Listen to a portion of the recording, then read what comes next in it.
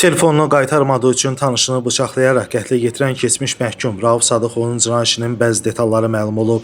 Unikal Azın əldə etdiyi məlumata görə hadisə 2025-ci ilin dekabrında Xətai rayonu Enzeys qəsəbəsində baş verib.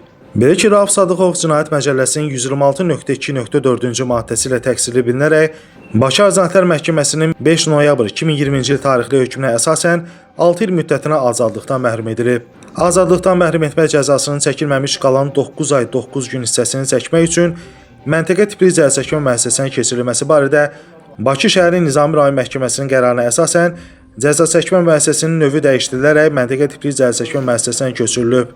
Rauf Sadıqov 25 dekabr 2025-ci tarixdə saat 19:00-da icazə müddəti başa çatsa da cəzaçəkmə müəssisəsinə qayıtması üçün sərnişin daşıma haqqına görə kifayət qədər pul vəsaiti olmamasını əsas gətirməklə 3 saylı məntəqə tipli cəzaçəkmə müəssisəsinə geri qayıtmayıb. Azadlıqdan məhrum etmə növündə cəza çəkməkdən boyun qaçırıb. Bundan başqa Rauf Sadıqov tanışı Elsəvər Cəfərovun dəvəti ilə narkotik vasitə əldə edilməsindən məlumatsız olaraq Ramin Qarayev ilə birlikdə taksi vasitəsilə Neftçilər metro stansiyasının yaxınlığına gediblər. Elsəvər Cəfərov və Ramin Qarayev tərəfindən narkotik vasitə olan heroin əldə etdikdən sonra geri qayıdarkən avtomobilin arxa oturacağında taksi ödənişini vermək məqsədi ilə pul sayarkən işıq salması üçün telefonunu Ramin Qarayevə verib. Təyinat nöqtəsinə çatıb avtomobildən düşdükdən bir müddət sonra mobil telefonunu Ramin Qarayevdə qalmasını xatırlayıb və cihazı ondan geri tələb edib. Rauf gecə 2-də mətbəx bıçağı ilə Ramin Qarayevin döş qəfəsinə zərbələr endirib. Zərər çəkmiş aldığı xəsarətlərdən dünyasını dəyişib. Bununla da Rauf Sadıqova qarşı Cinayət Məcəlləsinin